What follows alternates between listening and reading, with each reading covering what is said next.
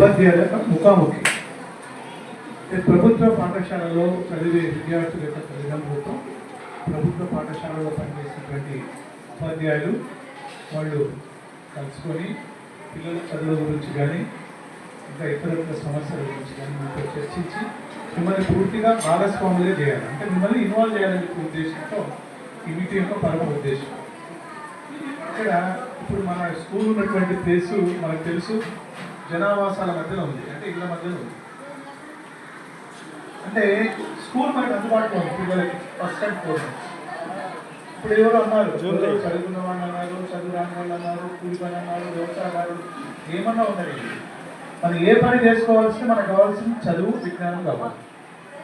దానితో పాటు మనము నైపుణ్యాలు, తెలివితేటలు, పోటీ పడే మనస్తత్వము, ఒకరికి ఉపయోగపడే మనస్తత్వం కావాలి. ఇకపోతే